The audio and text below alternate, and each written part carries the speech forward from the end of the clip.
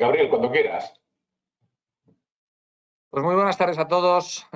Un día más, esto parece un programa, voy a hacer como el de saber ganar, que es, vamos a ir cogiendo ya técnica. Muy buenas tardes, bienvenidos otra vez a un taller de AJA. Cada día los talleres que hacemos son mejores. Chema Comas cada día se mejora en los ponentes, en las materias. Alberto Reventún al plató y a los micros. Ángel Alonso también por ahí siempre en la nube. Y nada, ya sabéis que desde la agrupación de jóvenes abogados, pues lo que hacemos es tratar con nuestro humilde granito de arena, pues acercarnos en la medida de lo posible a tratar de dar formación pues a los compañeros más jóvenes y de aquellas materias pues que nos parecen las más interesantes, las más relevantes, las contamos con mejores ponentes y que tocan todo, absolutamente todo, la verdad, ¿no? Aquí sí que hay algo que queremos hacer, que es lo primero dar las gracias a todos los que colaboran con nosotros, a este taller de Derecho Práctico que podemos hacer siempre gracias a Chema Comas y también gracias a los ponentes que comparten con nosotros y que están dispuestos sobre todo pues a poner su granito de formación a los compañeros más jóvenes, ¿no? A los compañeros que llevan menos tiempo en el ejercicio. Y lo segundo, animaros a todos los que os conectáis en estos talleres, en particular, pues este de hoy respecto de la programación, la introducción de la programación de Python para juristas, pues a que participéis todo lo más activamente que podáis en la actividad colegial, en el Colegio de Abogados de Madrid y en particular con nosotros, con la agrupación de jóvenes abogados, porque al final nuestra actividad tiene sentido si la tiene para vosotros y si nos ayudáis también, pues a ir creciendo cada día un poco más en esa vida del colegio, en esa vida de la agrupación de jóvenes abogados, de AJA de Madrid. Chema, cuando quieras, coméntanos un poco las cuestiones técnicas y luego pues presentamos a Helen. Perfecto. Os cuento, para los nuevos que venís por primera vez, podéis hacer preguntas en la funcionalidad preguntas desde ya y luego se las formularemos a Helen.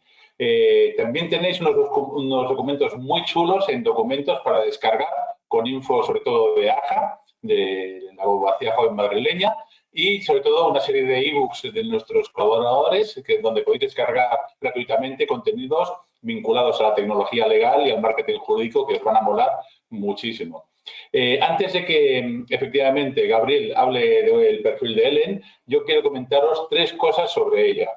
Fijaos, para que veáis que no vais a perder el tiempo y os lo vais a pasar muy bien en el webinar de hoy. Yo conocí a Helen en una clase que dio ella, en un taller, en una escuela de negocios tecnológica, nada que ver con lo jurídico, que se llamaba Data Science para abogados. Fuimos a grabar, a hacer un reportaje y vimos que estaban presentes desde abogados de todo tipo, de grandes firmas y pequeñas firmas, y hasta había jueces, un equipo de jueces y letrados de administración de justicia, el equipo alrededor del juzgado. Algo realmente muy interesante. ¿Te acuerdas, Helen, verdad? Y luego, sí, dejadme 2 frases que nos regaló Helen, que van a alumbrar mucho el webinar de hoy. 2 frases en una entrevista que le hicimos. La primera, un abogado no necesita programar. Es más importante que entienda cómo funciona una máquina. Y la segunda, aprender a programar te enseña a pensar de manera lógica y secuenciada. Pues lo dicho, háblanos un poquito más, Gabriel, de Helen. Bueno, pues Helen Irazábal nos va a proponer hoy una formación que estos profesionales del derecho, algunos analógicos como yo y otros más informáticos como Chema Comas, podamos entender la importancia de la ciencia de la computación, el lenguaje, la programación y, como veis en el sumario, va a basar el taller en 3 elementos, los distintos lenguajes de programación, el cómo no programar, ya lo ha dicho Chema, que no hay que programar, y las variables y la data types para Python. Helen, que tiene conocimientos jurídicos en la rama computacional, da clase, está habituada a participar en sesiones de formación porque da clase en varios másteres, imparte su propio curso de ciencias de la computación para abogados. Además, vemos que es una joven, así que eso también nos ayuda en este taller AJA. Y hoy, pues evidentemente, como ya vemos en nuestro título del taller, vamos a hablar de los principios de Python, de la importancia del conocimiento jurídico sobre los lenguajes de programación y Big Data. Y lo más importante de esto, Helen, que muchísimas gracias por compartir con nosotros esta formación. Muchísimas gracias. Bueno, a vosotros por invitarme y por todos los halagos. Cuando quieras, Chema, cuando quieras, Ele. Quedáis al cargo. Cuando me dejéis compartir pantalla, ahí está. ¿Se ve, verdad? ¿Se ve perfectamente? Bien? Pues ahora. Sí, perfectamente. Bueno, siguiendo un poco con lo que estaban comentando, ¿no? De cómo los juristas, ¿no? Hay algunos que son más analógicos, otros son más tequis y tal. Con lo primero que voy a empezar la presentación, que creo que es la más adecuada y la que ya he cogido la costumbre de empezar, ya sea cuando estoy dando alguna clase o cuando directamente estoy dando una ponencia, que es empezando cómo llegué yo hasta aquí. Yo estudié Derecho porque no me gustaba absolutamente nada, ni la informática, ni nada lo que tenía que ver con informática. O sea, nosotros en nuestra casa teníamos ordenadores, pero yo la verdad que no tenía en absoluto ningún interés, quitando para Messenger en aquel tiempo para entrar al 20. Pero lo que eran los entresijos de la informática, o sea, no tenía ningún tipo de interés. Aparte de eso, yo siempre he dicho que la escuela, pues, tanto en Derecho, que diríamos que era una alumna tirando a mediocre, ¿no? Por así decirlo, no me gustaba nada memorizar, de hecho me cansaba, y en la escuela pues no me gustaban nada las matemáticas. ¿Por qué incido en esto? Luego os voy a poner una diapositiva que quiero que sirva para desmitificar ciertos mitos que hemos adquirido en la escuela y que creo que ayudan a quitarlos para aquellos que quieren realmente programar se animen a hacerlo. Pero bueno, quitando eso, básicamente yo estudié Derecho y yo estudié Derecho con un objetivo principal, que era acabar en la ONU. A mí me encantaban los derechos humanos, me encantaban las relaciones internacionales, me siguen gustando, lógicamente, pero ya lo veo de una manera distinta. ¿Y por qué? Pues después de haber estudiado Derecho y después de haber hecho relaciones internacionales, me fui a la India. Y en la India estuve un año. Y allí me cambió bastante el concepto, primero de cooperación internacional y después de tecnología. O sea, me encontré con una sociedad que era muy orientada a buscar soluciones tecnológicas para algo. Y además allí había muchísimos estudiantes, que en aquel tiempo era más joven que ahora, que conocí que estudiaban ingeniería del software. Entonces, me sorprendió mucho, ¿no? O sea, esa forma de incluso juristas, o sea, no solo estoy hablando de la parte informática, sino juristas de allí que pensaban en soluciones tecnológicas para un problema que podían tener. Y pensé, esto es el futuro. Entonces, cuando volví, yo soy de un pueblo de San Sebastián, de Zarauz, estuve como 2 o 3 años allí y en lo que estaba ahí, pues empecé a ejercer la abogacía, pero me seguía picando mucho tema tecnológico. Entonces, ¿cuál fue mi planteamiento? No quiero hacer nada relacionado con compliance, es decir, no quiero estudiar la parte del derecho de la tecnología, ¿no? La parte de lo que son las leyes. Quiero meterme en algo que realmente me saque de mi zona de confort. ¿Y qué hice? Pues me apunté al programa de Deusto de Big Data y de Business Intelligence, donde aprendías a programar en R, ¿vale? O sea, en Data Science hoy vamos a hablar de Python y os voy a explicar por qué Python hoy y no R. Pero básicamente en Data Science hay 2 lenguajes de programación, uno es Python y otro es R. Y hoy en día, de hecho, soy coorganizadora de RLDIS aquí en Madrid, donde todos los meses realizamos un evento gratuito para aquellos que quieran aprender R. Entonces, bueno, yo un poco, diríamos, cogí ese camino, me metí a estudiar R, me metí a estudiar ciencia de datos, Business Intelligence, que eso también tiene un gran componente de estadística y de álgebra lineal. Y mientras hacía eso, yo también estaba en ciberseguridad. Entonces, también he sido, digamos, consultora de ciberseguridad, pero bueno, llegó un punto en el que la verdad que después de haber hecho ciencia del dato me aburría bastante. Entonces, entre tanto, también era profesora de código de algoritmo, etc., también de Python para gente más técnica. Entonces, bueno, ya el año pasado, en plena pandemia, ya que veía que cumplía 30 años, dije, pues esto es hora de cambiar. Entonces, lancé mi primera aplicación de inteligencia artificial que resume textos y, bueno, ahora mismo está en caminos de mejora, pero vaya, que he estado haciendo pues ciertas cosas que me requerían eso, salirme de mi zona de confort. Y precisamente de mi experiencia de haber enseñado tanto a programadores como a juristas, me di cuenta de 2 cosas. Una, que a los programadores se les enseña mucho la síntesis de la programación, pero no tanto la lógica que hay detrás de la programación. Es decir, la lógica que emplea una máquina a la hora de tomar una decisión. Y de la parte de derecho, mi sensación siempre ha sido que no entramos a valorar cosas más técnicas más allá de hablar sobre leyes en tecnología. Entonces, de ahí nace mi curso de Ciencias de la Computación, de todo lo que se ve es, por ejemplo, en la primera fase vemos cómo funciona Internet, para ver la parte técnica de la ciberseguridad. En la otra vemos Data Science, en qué consiste el procesamiento del lenguaje natural, que es, diríamos, la parte más clave y la más innovadora, que yo creo que la que más va a incidir en derecho y sobre textos jurídicos. Y luego ya vemos la lógica de la programación y Python. Entonces, lo que hoy vamos a ver aquí es una pincelada de lo que se ve en mi curso. Bueno, aquí os he puesto mi contacto por si me queréis seguir o me queréis contactar para cualquier tipo de cuestión o duda que tengáis sobre la materia. Entonces, esta es la diapositiva que os comentaba. Desmitificando mitos que aprendemos en la escuela. Yo al menos todas estas las tenía integradas en mi cabeza. De hecho, por eso siempre he huido de las mates, hasta que al final decidí programar no porque quería programar per se, sino porque lo que quería es ¿cómo puedo mejorar el derecho? Pues qué mejor que a través de la inteligencia artificial y la programación. Entonces, cuando empecé a hacer eso, y yo diría que desde entonces hasta el día de hoy, pues he ido descubriendo ciertas cosas, ¿no? Y vamos a ver algunos de los mitos que al menos a mí, no sé a vosotros en vuestra experiencia de la educación, pero que a mí sí me han pasado. Una era, las mates no son para mí.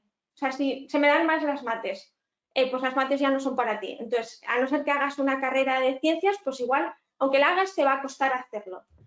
Tienes que ser rápido solucionando problemas, ¿no? O sea, no sé si a vosotros os ha pasado, pero hacer un cálculo mental como tienes que hacerlo muy rápido, ¿no? No puedes, si has hecho un poco más tarde que los demás, parece ser que ya no vales. Las mates no van de esto, va de reflexión, ¿sí? Cuando tú tienes un problema, entender el problema y el contexto del problema lleva un cierto tiempo. Y las matemáticas son reflexión. Memorizar. Esto yo creo que ha hecho muchísimo daño. Memorizar las mates, ¿no? Memorizar la tabla de dividir, la de multiplicar, memorizar, hacer la misma práctica sobre un problema una y otra vez, etc, etc. Un poco al unísono del tercer punto, del cuarto punto. Seguir un único método, el método que nos han enseñado. Pues resulta que las mates pueden llegar a ser muy divertidas y creativas. Por ejemplo, en programación puede haber ante un mismo problema distintas soluciones y te puede valer cualquiera de ellos. Y aquí me viene al siguiente punto, al último, no cometer errores. Cometer un error en matemáticas está súper mal visto, ¿no? Cometer errores en un examen mismamente, ¿no? Te penalizan por cometer errores. Sin embargo, en programación es que todo el día estamos cometiendo errores y de hecho resulta que hoy en día ya, si tú tienes un error, incluso no sabes por qué ese error está pasando, Google o Stack Overflow, que es un foro donde la gente va comentando sus errores y la gente responde y encima a las mejores respuestas se le da puntuaciones, puedes encontrar cualquier tipo de solución. De ahí que tampoco haga falta memorizar absolutamente nada.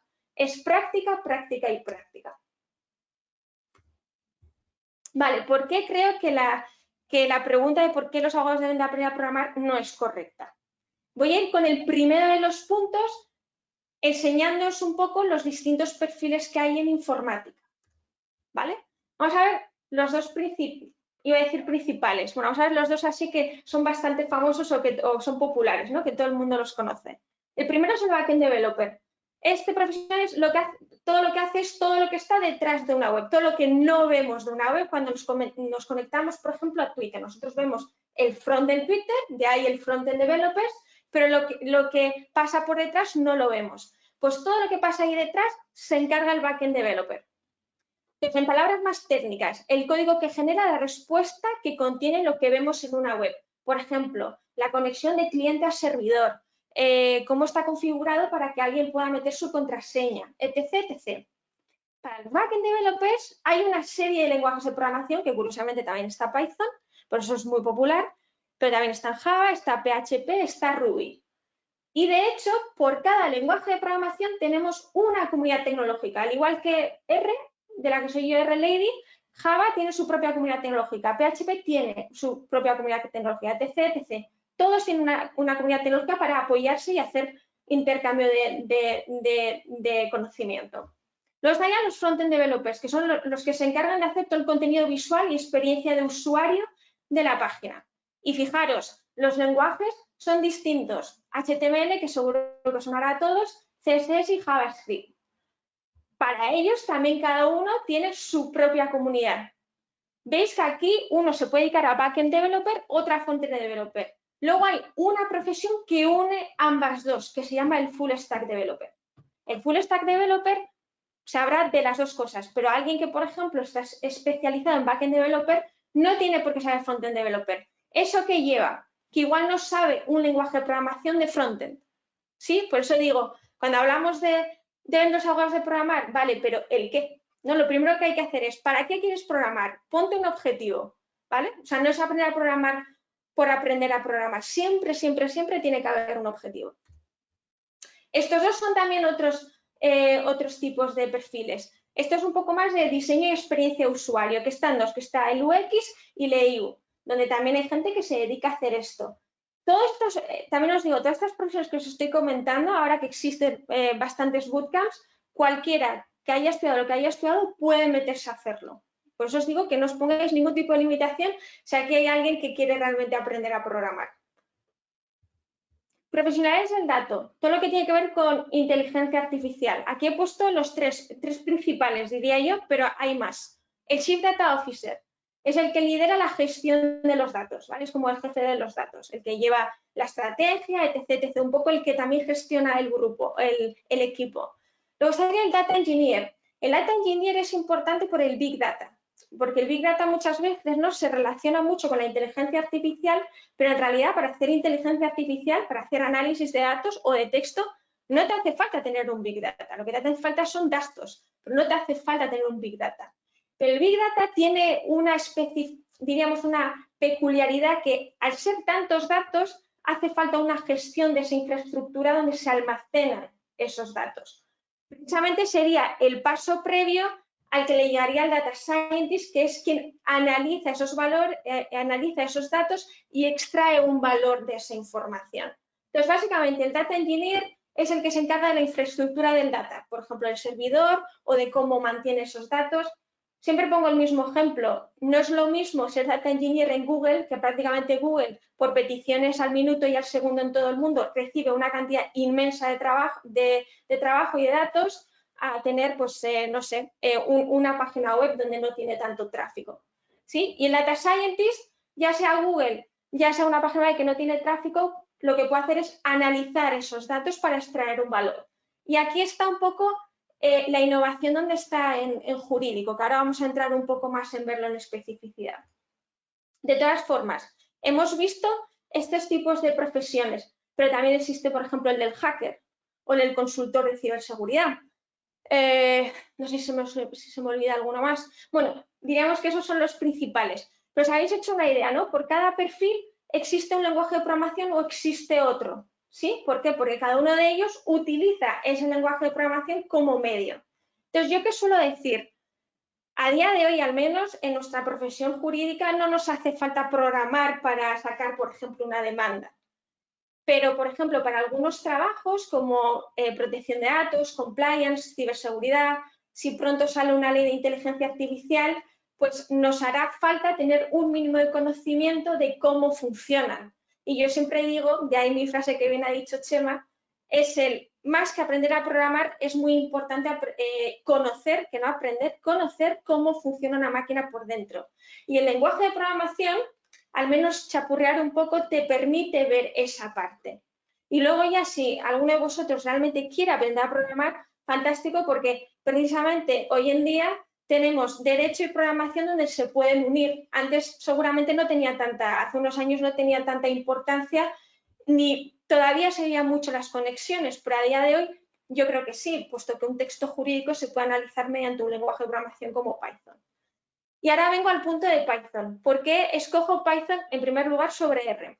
Para texto, para procesamiento de lenguaje natural, si nos fijamos, el sistema legal tiene una cantidad absoluta de texto. Tenemos sentencias, contratos, leyes, son prácticamente todo el BOE. ¿Y cuántos BOE salen al día en todas las comunidades autónomas y el boletín oficial del Estado, ¿no? Contratos, correos electrónicos, bueno, y todo aquello que puede generar un despacho. De ahí que Python sea tan importante, porque es el que te permite analizar todo eso. Y no solo eso, aquí lo pongo en el último punto, pero bueno, voy a empezar por ese. Python tiene la funcionalidad de que cuando tú realizas algo, Imaginaros que yo, mi propio resumidor, hice mi resumidor y necesitaba subirlo a producción para que pudiera compartir en la red.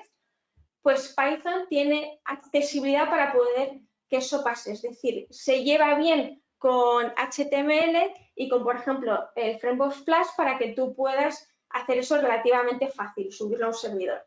En mi caso, por ejemplo, lo tengo en Google, pero puede ser en Amazon o lo que sea. Es flexible, ¿vale? O sea, Python además es que puede utilizarse para desarrollo web, para data science, para ciberseguridad, o sea, sirve para todo. De ahí que sea tan popular y como es tan popular, tiene una comunidad muy fuerte. De ahí que cuando quien sea tenga una duda, seguramente encuentre una respuesta o la puede formular y seguro que alguien se la responde. Y luego, lógicamente, pero esto igual que R y que los lenguajes de programación, que es open source, ¿no? Cualquiera puede programar en Python, cualquiera puede descargarse una IDE y programar en Python, que ahora lo vamos a ver. De hecho, hay una IDE que vais a ver que es muy fácil que la abráis cualquiera que tengáis una cuenta de Gmail. Y el sector legal y Python. El sector legal genera muchísimos datos en texto y lenguaje natural, ¿vale? Cuando hablamos de lenguaje natural, significa idioma español, euskera, catalán, japonés, inglés, lo que sea. Vaya, que está en un lenguaje natural. Entonces, por ejemplo, lo que os he dicho antes, leyes, acuerdos, contratos, citaciones, circulares, subvenciones, etc. etc. Por ejemplo, aunque no sea un ejemplo per se de procesamiento de lenguaje natural, un vídeo, por ejemplo, ¿no? También se podría analizar. Quizás también algún día evidencia digital, ¿no? Como una imagen. Pero no, ahora mismo el foco, digamos que está en texto. Con Python podemos manejar grandes volúmenes de datos y analizar texto con procesamiento de lenguaje natural. Vale, entonces ahora quiero haceros una mini explicación. Bueno, en realidad más que una explicación son 3 ejemplos de dónde está la innovación ahora, en este momento, de inteligencia artificial que afecta a textos jurídicos, ¿vale? Entonces, primero voy a definir lo que es el procesamiento del lenguaje natural. Entonces, el procesamiento del lenguaje natural es el campo de conocimiento de la inteligencia artificial que se ocupa de investigar la manera en que se comunican máquinas con las personas mediante el uso de lenguas naturales como el español.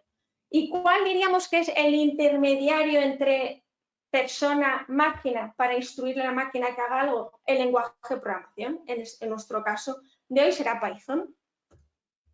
Vale, ¿dónde están hoy, diríamos, las 3 innovaciones principales? Voy a empezar por Spicy, porque Spicy es más, yo diría que es más antiguo que Hugging Face y BERT de Google. Tanto Spicy como Hugging Face son una librería, ¿vale? Y diréis, ¿qué es una librería? Pues tanto Python como R funcionan con librerías. Los programadores, cuando ven que están haciendo código y tal, lo que hacen es, voy a compilar este código para reducirlo y hacerlo open source para que otros desarrolladores puedan utilizarlo. Ejemplo, hay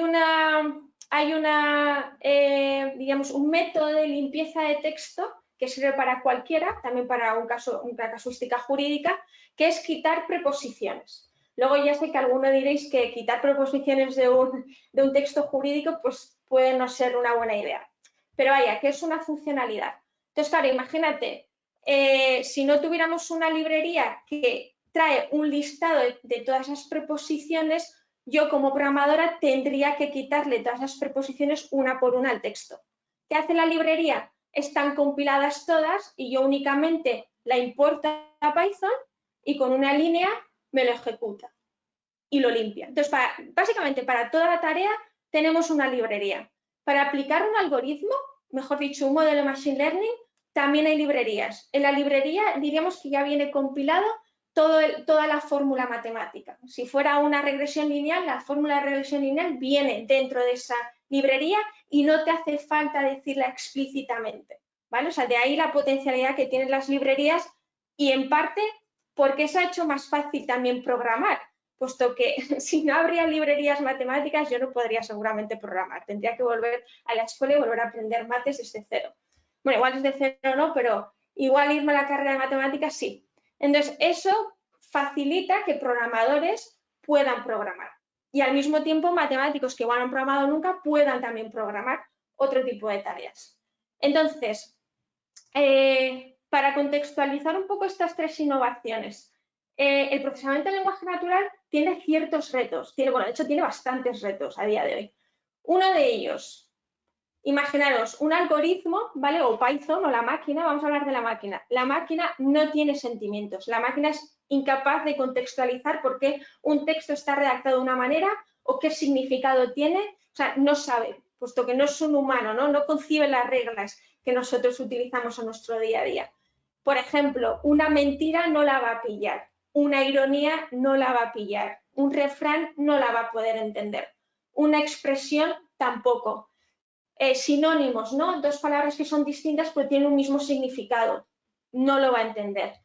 También suele pasar un texto que lleva mayúsculas y minúsculas, que prácticamente son todos, porque después de un punto, ¿no?, va una mayúscula, siempre lo pasamos a minúscula para que el texto se normalice.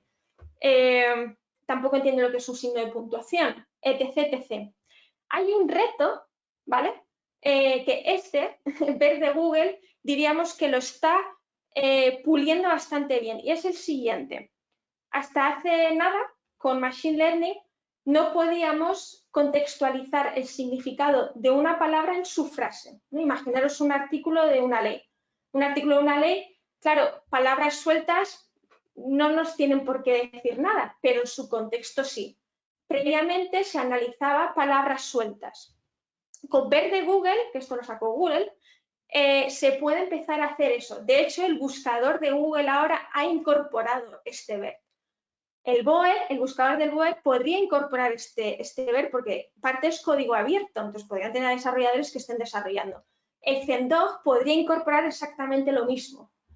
Esto para mí es una muy buena innovación porque aunque no lo hayan hecho sobre textos jurídicos, al hacerlo sobre texto incide en un texto jurídico, pero al fin y al cabo no deja de ser un lenguaje natural. En el caso de Spicy lleva mucho más tiempo que ver, pero básicamente es una librería para hacer todo tipo de lenguaje natural. Limpiar texto, hacer análisis, podemos hacer un resumidor con él, podemos reconocer distintas entidades en un mismo texto. Por ejemplo, en una sentencia podríamos entrenarle para que me reconociera quiénes son las partes, por ejemplo. Ahora Hugging Face. Hugging Face, ha habido Hugging Face tanto ver de Google con respecto a Spicy y con respecto a cómo se hacía previamente análisis de texto, tiene una peculiaridad que luego si queréis lo busquéis en Google, que se llama Transformers. Con los Transformers, en una red neuronal, diríamos que tienen mucha más capacidad de análisis de texto. Entonces, Hugging Face, diríamos que ha hecho de un Spicy la versión 4.0. Se pone a hacer cosas mucho más avanzadas. Seguramente os sonará a la GPT-3 porque fue muy famosa cuando salió, que luego creo que se apropió Microsoft, ¿no? De cómo el propio programa podía mantener una conversación bastante coherente. Y la diferencia era que básicamente lo que consigue es aprender del propio lenguaje y de ahí que pudiera generar texto. Entonces, a día de hoy, por ejemplo, BERT, Google lo utiliza y BERT pues ya ha empezado mucha más gente a incorporarlo.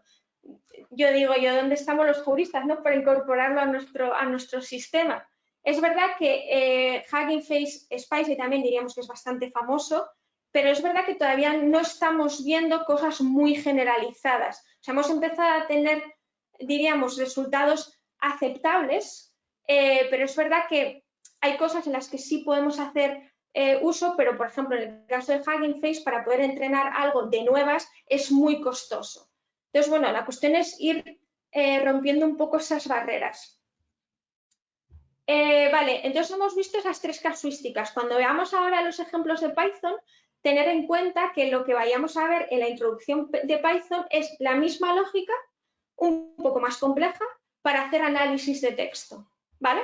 Entonces, ¿cómo instruimos a la máquina? Pues a través del lenguaje de programación, Python en nuestro caso. Elementos importantes del código, antes de que veamos ejemplos. Debugging, ¿vale? Antes hablábamos de no memorizar y de tener tolerancia hacia los errores. Pues existe una funcionalidad en el IDE que os voy a enseñar hoy, no está, pero que sepáis que si me veis mi ordenador, aquí donde veis PC, PyCharm, te deja hacerlo, pues si alguno quiere empezar a programar con el programa PyCharm. ¿Qué significa? Que identifica por qué no funciona tu código y te ayuda a arreglarlo. Si tú tienes un error de código y no tienes ni idea por qué, lo que te hace es un análisis y te dice, mira, el error está aquí. O sea, fijaros, o sea, ya incluso las consolas van mejorando, diríamos, el día a día del desarrollador.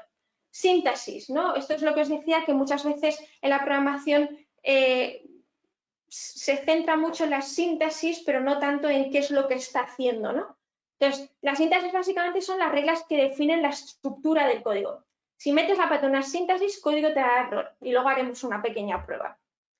Y por supuesto, no es memorizar, sino practicar. Vale, el IDE es una aplicación que te permite programar.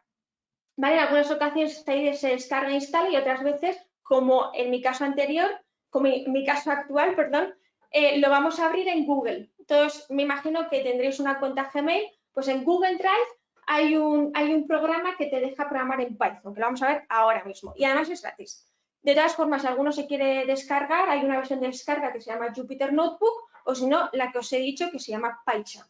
Pero si queréis evitaros todo el follón de descargarse, Gmail. Vale, vamos a empezar. Bueno, primero os voy a enseñar. A ver, volver a conectar. Este es el entorno donde vamos a ver Python. ¿Vale? Y esto está en Google Drive. Mira, de hecho, podéis ver aquí el iconito. Y esto es de Collaboratory. Se llama Google Colab de Collaboratory. ¿Por qué? Porque te permite colaborar con mucha gente a la vez. Entonces, esto lo bueno es que está en la nube de Google, con lo cual, fantástico. Entonces, voy a volver aquí. Vamos a empezar, ¿vale? Con una introducción a Python para que cojáis un poco cómo funciona. Entonces, vamos a empezar con dónde guarda datos Python, ¿vale? ¿Por qué? Diréis, ¿y por qué es importante que Python guarde datos? Vamos a volver aquí. Vamos a hacer un print hello Python. Y aquí le estamos diciendo imprímeme. Entonces, ¿qué va a hacer? Hello Python. Me ha imprimido lo que le he puesto aquí, que es hello Python. ¿Qué pasa? Que con el print yo no he guardado ningún dato, simplemente me lo he imprimido, pero Python no se va a acordar porque no le he dicho que me lo guarde. Cuando tú estás haciendo un análisis, imaginaros de texto, yo estoy analizando el BOE, pero imaginaros que estoy analizando el BOE sin haberle dicho previamente a Python que guarde ese texto del BOE en su memoria. No lo va a poder analizar.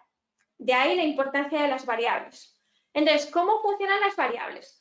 Python guarda los datos creando variables, que vais a ver que es una chorrada, y en esas variables podemos guardar distintos tipos de datos. Entonces, cuando pensamos en cómo tiene la caja de guardar Python por detrás, yo siempre pongo el ejemplo, imaginaros visualmente el ejemplo del almacén del IKEA donde hemos estado todos, ¿no? Donde hay varios pasillos, hay varias cajas, ¿no? O de lo que tú vayas a comprar, ya sea una mesa, una silla y tal, y están en distintos pasillos y también en distintas estanterías. Pues aquí pasa algo parecido. Python, por lo general, no va a guardar bragas con sillas, ¿no? Por decirlo así de manera muy agresiva.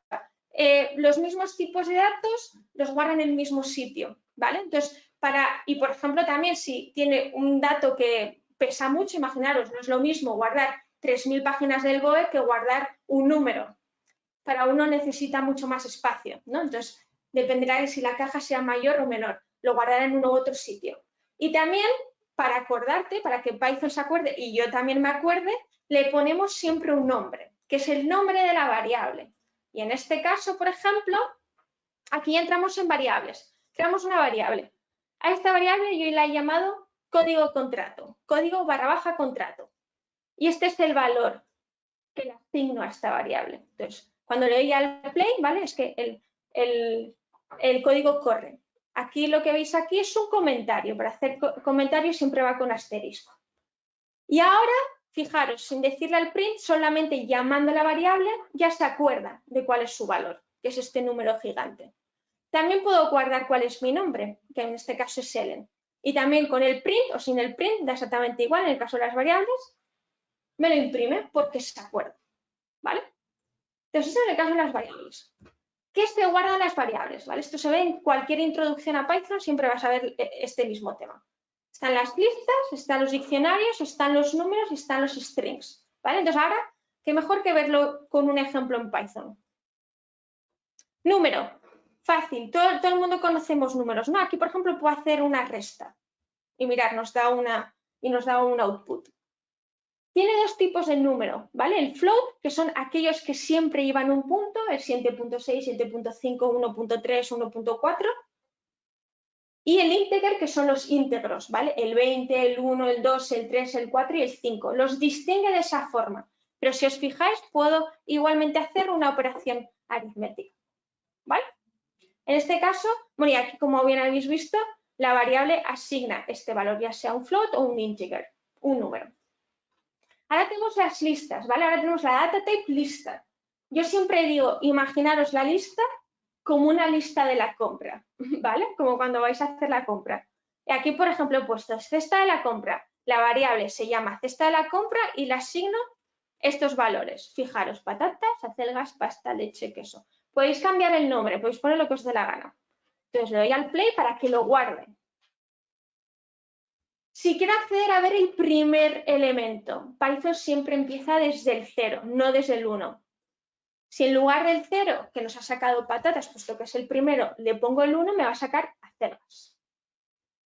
También puedo sustituir. Aquí le digo, sustitúyeme el 3, 0, 1, 2, 3, la leche, por las fresas. Ahí me lo ha hecho. Imaginaros que lo quiero imprimir. Le pongo print. A ver que no me... Uy, ¿qué he hecho? Fantástico. Cosas del directo. A ver si se pone. Ahí está.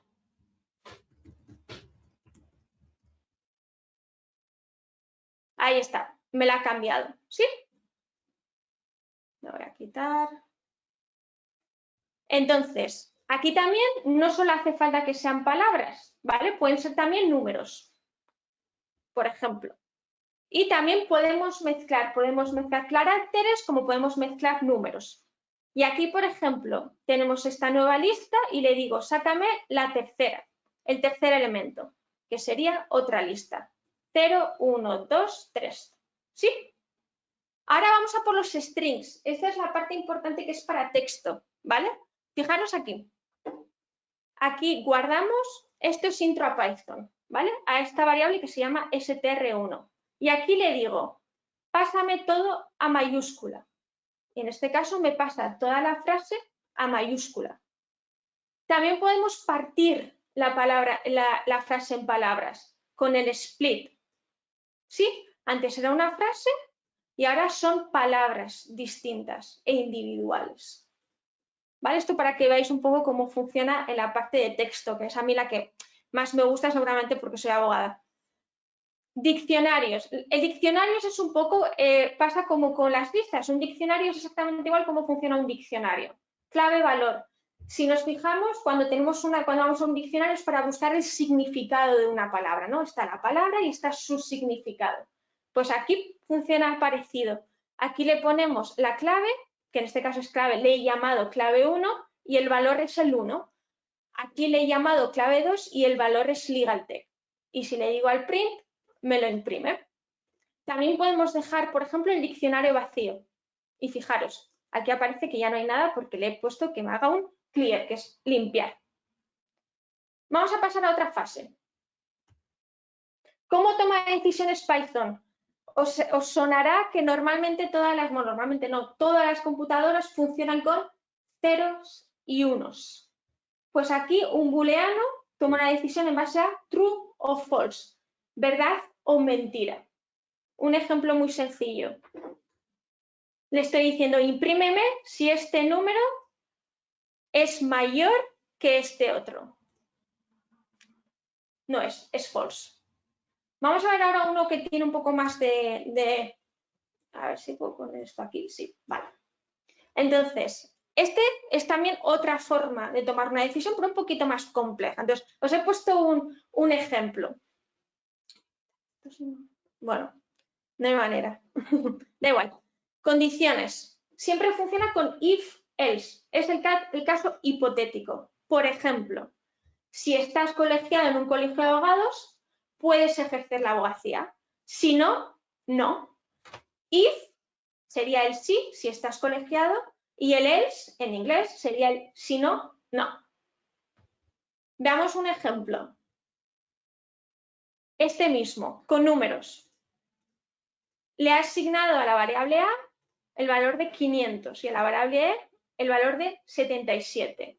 Y le estoy diciendo que si E es mayor que A, me imprima que E es mayor que A. Si no, es decir, si no se cumple esa condición, le digo E no es mayor que A. ¿Y qué me va a imprimir? La segunda, puesto ¿por qué? Porque E no es mayor que A. ¿Sí? Próxima. Bucles o loops.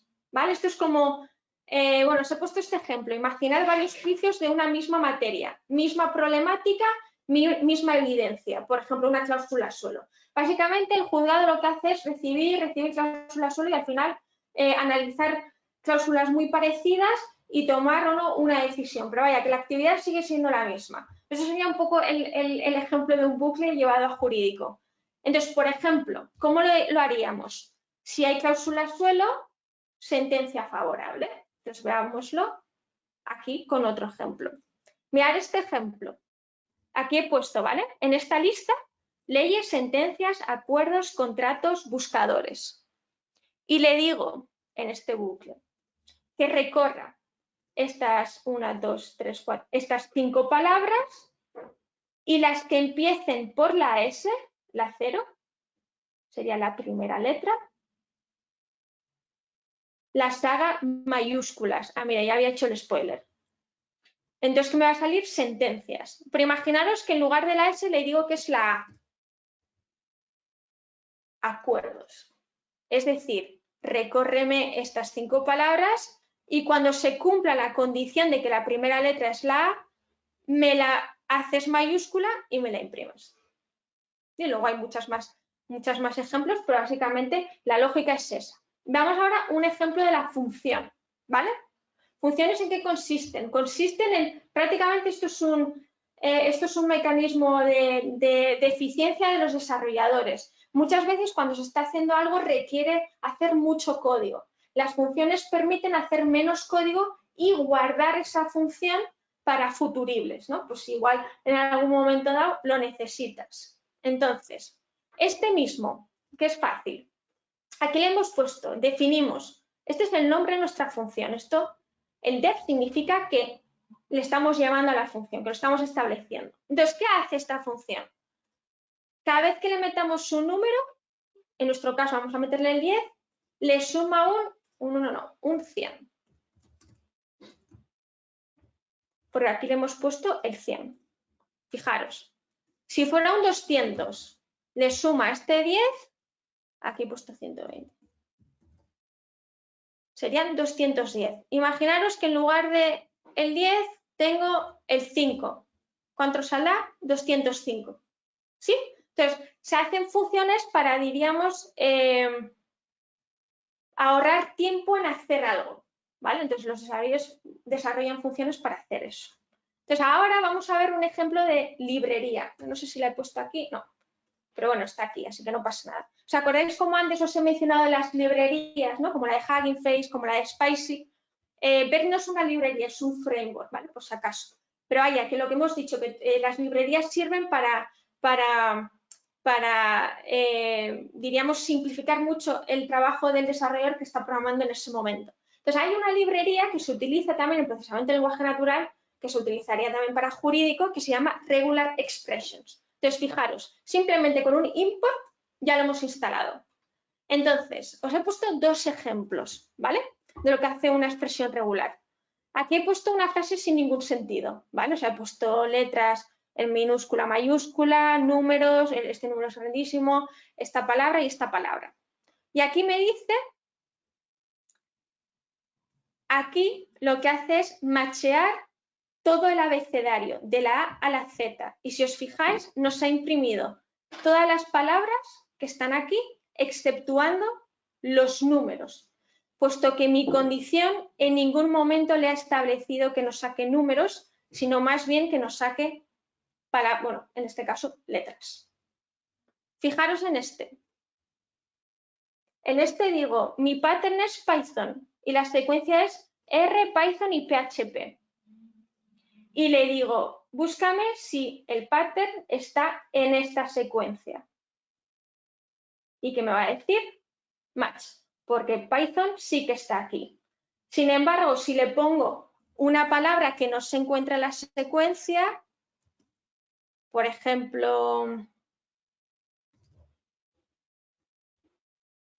me sale que no, porque el JSFH, que en teoría es una palabra, pues no está. Pongamos, por ejemplo, Ellen.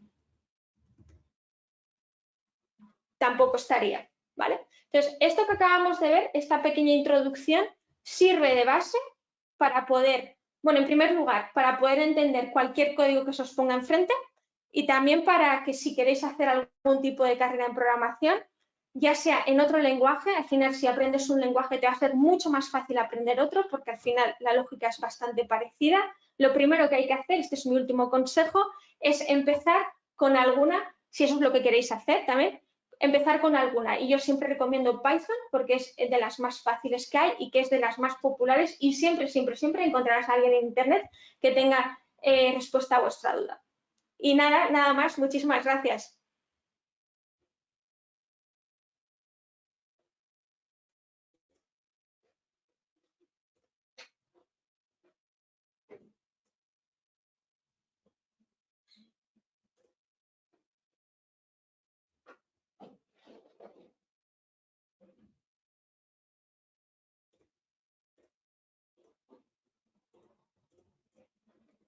Hola.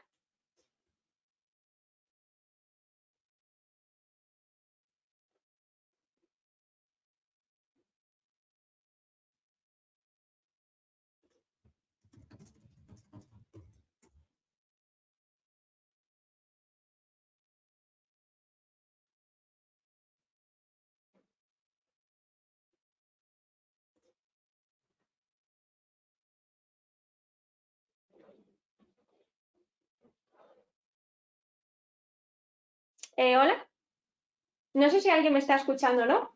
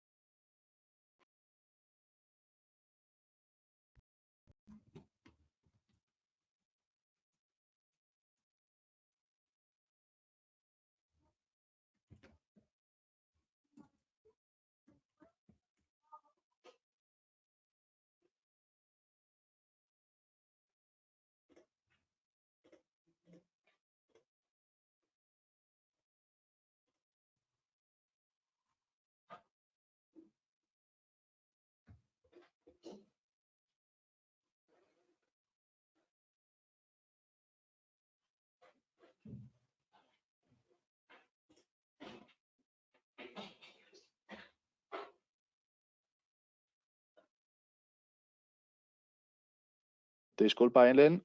Sí. Que no, perdona, ¿era para poder hacerte preguntas?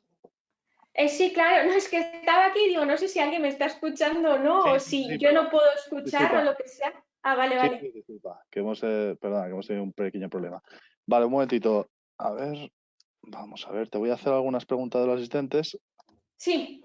Disculpadnos. La primera, José nos pregunta, bueno, es un poco experiencia personal. Yo siempre he tenido problemas para poder desenvolverme con mi ordenador, pero siempre me llamó la atención la programación. Pero por mis escasas habilidades con la informática y mi nivel de inglés, pues nunca me he atrevido. ¿Es posible mejorar mis habilidades con el suficiente tiempo para acabar programando decentemente? Y otra pregunta, ¿qué nivel de inglés recomiendas para poder programar de una manera fluida? Definitivamente sí aprenda a programar. O sea, yo me pasaba un poco como a ti. Yo, o sea, todo lo que era... De hecho, me cabreo mucho cuando algo no funciona. Todavía sigo teniendo ese sesgo, ¿no? Ahora ya cada vez menos, pero sigo teniéndolo. A mí se me fue programando. O sea, se me fue yendo, diríamos, a la raíz de todo. O sea, que no sientas que porque no se te da algo mal, no puedas hacer la programación. Yo te animo encarecidamente a que si quieres hacerlo, empieces a hacerlo y que empieces por Python. Y la otra pregunta, ¿cuál era? Perdón. El respecto al nivel de inglés, si te puede echar Sí, para atrás. yo creo, a ver, yo creo que sí, claro, todo el vocabulario y muchísimos artículos vienen en inglés. Yo soy de las que creo, de las que tú puedes coger, aunque no sepas muy bien desenvolverte en inglés, al final este inglés es pasivo. ¿Por qué? Porque tú estás programando y al final, cuando lees también programación y quieres enterarte de qué significa una palabra, lo ves en contexto. No es como aprender inglés para comunicarte con alguien, es distinto. Entonces, yo de las dos maneras te recomendaría empezar con Python y hacer esa prueba. Pero ya que si en tu mente está que es o sea, en ese sentido no es lo mismo, porque además el inglés sirve para comunicarte, para escribir, y esto es totalmente para el lenguaje de programación. Entonces, incluso alguien que tenga un nivel incluso inicial puede hacerlo. Perfecto, Helen. Vamos con otra pregunta. Nos pregunta Ana, ¿cómo nos puede ayudar Python en el proceso de digitalización de los despachos y en la llevanza de los asuntos a través, por ejemplo, de un CRM? A ver, directamente yo no lo creo, porque para hacer esas dos cosas no te hace falta saber programar. Yo lo que sí que, por ejemplo, veo que sí puede ayudaros, que a mí me ha pasado, ¿no? Especialmente cuando estaba en ciberseguridad, es que cuando tú ya programas, te pones un poco en la situación de un programador. Entonces te comunicas mucho mejor y sabes mejor cómo entenderte con él, ¿no? Incluso a pedirle a que haga algo y que muchas veces igual te responde con algo que no estás entendiendo porque no es tu jerga. Entonces, aunque directamente no tenga un beneficio, porque no creo que para ninguna de esas casuísticas te hace falta Python per se, o sea, te hará falta para hacer, si quieres cumplir un objetivo que te lleve a utilizar el lenguaje de programación Python, ¿vale? En ese caso sí, pero contando que así no es, yo siempre digo que programar, aunque sea mínimamente, te pone en la situación en la que está tu compañero el desarrollador. Perfecto. Otra pregunta. Isabel comparte con nosotros una reflexión. Desde los planes de estudio de Derecho no se dan este tipo de conocimientos, aunque sean mínimos. ¿Cómo podemos informarnos y conocer lo básico cuando los lenguajes de programación van cambiando? Pensemos, por ejemplo, que antes era el HTML, el Java y ahora, por ejemplo, es el Python. ¿Existe algún curso básico que nos pueda ayudar a iniciarnos en esta materia? Hombre, yo te recomendaría el mío, ¿no? Siempre el mío, precisamente porque nace por esa laguna que yo también percibo. Yo hay una cosa que siempre digo en programación y siempre se habla en data science, ¿no? Porque al final data science pasa un poco igual. La profesión de data science puede ir evolucionando a algo que ahora, por ejemplo, no se está haciendo, pero que en un futuro sí. Si nos fijamos en cómo se programaba antes, digo, en un principio, cómo se programaba ahora con Python, diríamos, el lenguaje se ha simplificado mucho y por eso es tan generalizable a todo el mundo, porque es mucho más fácil comprenderlo. Que hoy en día tú aprendas Python, aunque sea mínimamente, te va a ayudar a que en futuros lenguajes de programación los puedas hacer relativamente fácil. O sea, es decir, si quieres aprender a programar, tienes que romper el hielo con alguno sí o sí. Y que el hecho de que van evolucionando, de hecho, bueno, hay algún vídeo por ahí en YouTube, ¿no? Que ves la secuencia desde el año no sé cuál hasta el día de hoy de cómo han ido evolucionando los lenguajes de programación.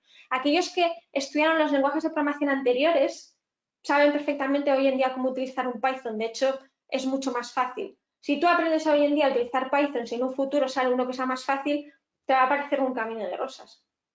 Pero la lógica la adquirirás con todas. Ese es el punto.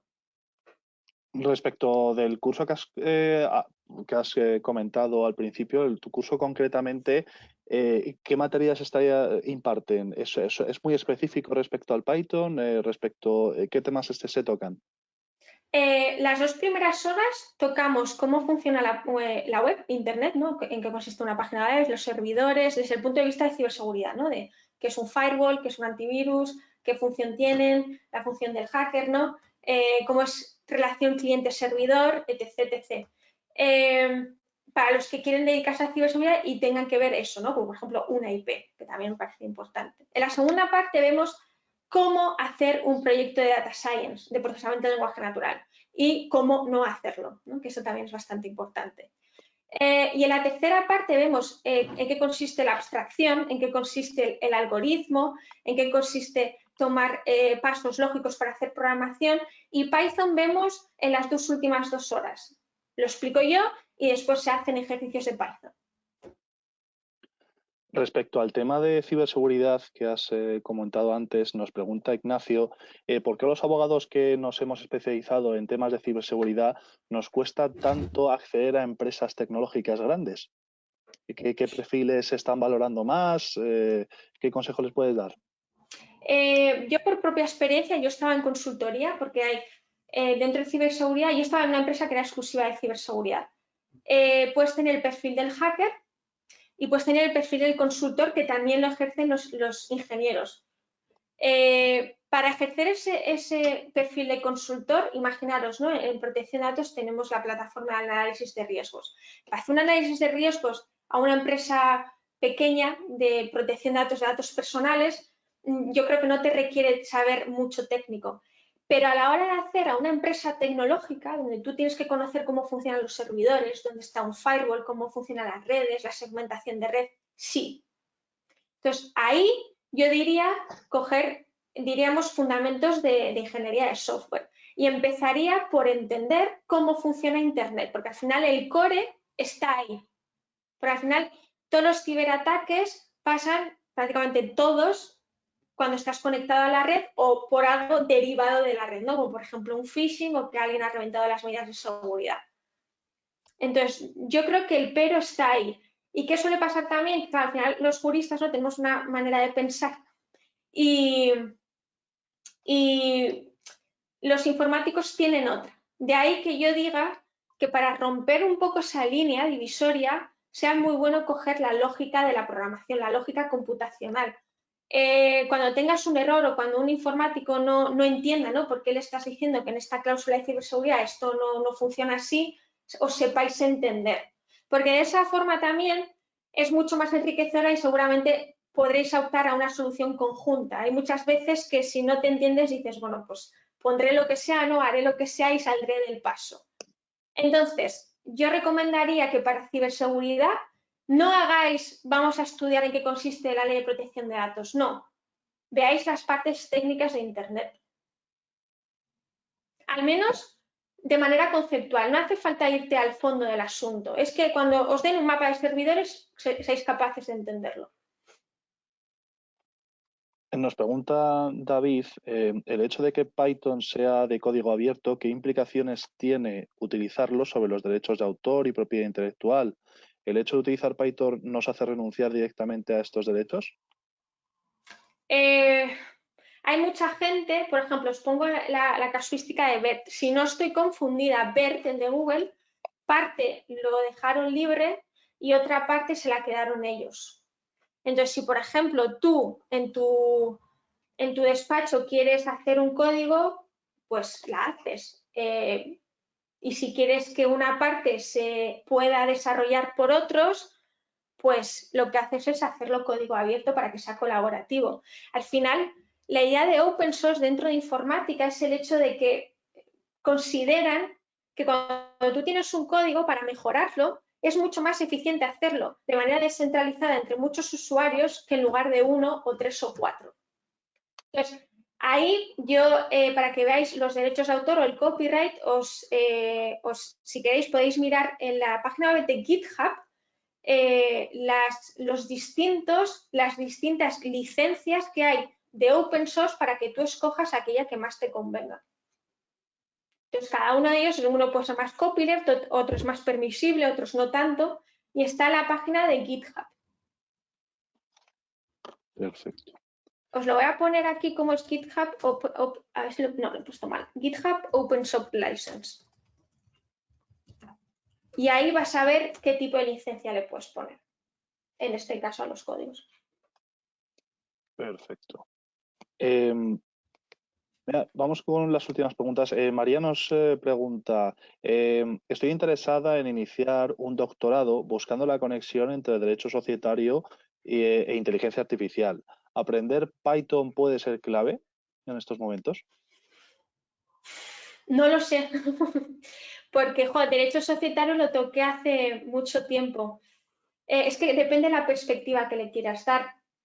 Entonces, bueno, si tienes dudas sobre esto, si ya lo tienes, cuando lo tengas un poco definido, me escribes. Os he dejado mi contacto en LinkedIn y me escribes y lo podemos ver. Porque quizás no sea necesario, depende cómo lo enfoques. Perfecto. El hecho de que abogados se dediquen a la o estén especializados en la protección de datos, el saber programar, en tu opinión, es fundamental, sobre todo pues, a efectos de establecer medidas de seguridad o de pues, minimizar brechas de seguridad, compliance y todo esto. Para mí, en tema de protección de datos, es más imprescindible saber cómo funciona la página web y el Internet. Yo creo. Para mí, yo creo que es mucho más imprescindible. O sea, yo creo que la programación me va a parecer muy útil en la parte que va a venir de inteligencia artificial, porque se está hablando mucho de transparencia, ¿no? De ese tipo de cosas y luego ves que cuando haces código, pues el ejemplo de la librería, ¿no? ¿Cómo es transparente si la librería ya viene compilado ciertas funciones matemáticas que tú no estás viendo? Para aterrizar ese tipo de cuestiones, sí me parece, no programar, pero sí al menos entender el lenguaje de programación. Y yo creo que para entenderlo, al menos chapurrear un poco, no te viene mal. Para protección de datos, yo que he sabido programar no me ha servido per se. Me ha servido mucho más saber de página web, saber de cómo funciona la web y el Internet, de dónde viene una IP, la IP privada, la IP pública, cómo funcionan, etc, etc. Eso me parece más importante, que al final no deja de ser la materia que sea un grado de informática. Entonces... Perfecto. Vamos con la última pregunta ya. José Luis nos pregunta, en referencia a la legislación aplicable al uso de Python, ¿a qué jurisdicción se somete la descarga e implementación de nuestros sistemas de Python? ¿A una ley de Python? ¿A qué jurisdicción se puede, el uso de Python en general, a qué jurisdicción se somete pues su descarga o qué debemos de tener en cuenta en cuanto a la jurisdicción a la que nos debemos de someter cuando utilizamos Python para programar? Bueno, yo es que nunca lo he pensado en términos de jurisdiccionales. Yo simplemente cuando programo en Python programo. No sé si se refiere a dónde está el servidor. No lo sé. Puede ser. Pues en este caso yo no sé dónde está el servidor de Python. Normalmente, por ejemplo, en el caso de Google, tienen servidores pues, en Europa, en Estados Unidos, para que las conexiones se hagan más rápidas. En el caso de Python no lo sé, pero vaya, en este caso el lenguaje de programación Python no os debe de preocupar per se, porque al final no deja de ser una serie de instrucciones. En este caso, por ejemplo, la de Google Drive, donde hemos visto, seguramente el Drive, aunque lo estemos programando en Python, esté en el servidor donde se encuentra Google Drive. ¿Sí? Perfecto. Pues, Ellen, bueno, por mi parte, quiero darte las gracias A vosotros. por mi parte de Derecho Práctico y bueno, de la agrupación de jóvenes abogados. A los asistentes, muchas gracias por estar hoy con nosotros esta tarde, que bueno, siempre está muy bien ver lenguajes de programación para que conozcáis el mundo del todo lo que está acaeciendo ahora mismo y sobre todo daros cuenta que el proceso de digitalización de los despachos, la informática es una herramienta y las legal tech, vamos, son una ayuda para que seamos mejores abogados y sobre todo aquellos procesos que podamos automatizar o hacernos más fáciles, pues nos pueden ayudar de cara al futuro. Nuevamente deciros que desde AJA Madrid y Derecho Práctico no paramos y la semana que viene también tenemos preparadas otras formaciones. A todos los asistentes os queríamos invitar a que a lo mejor es la primera vez que nos conocéis, os queríamos invitar a participar en nuestros grupos de WhatsApp y que tenéis a vuestra disposición también tenéis el correo electrónico de la agrupación de jóvenes abogados, que es aja@icam.madrid. Y por mi parte nada más, quería agradeceros a todos vuestra asistencia y darle unas últimas palabras a Helen para despedir este magnífico taller.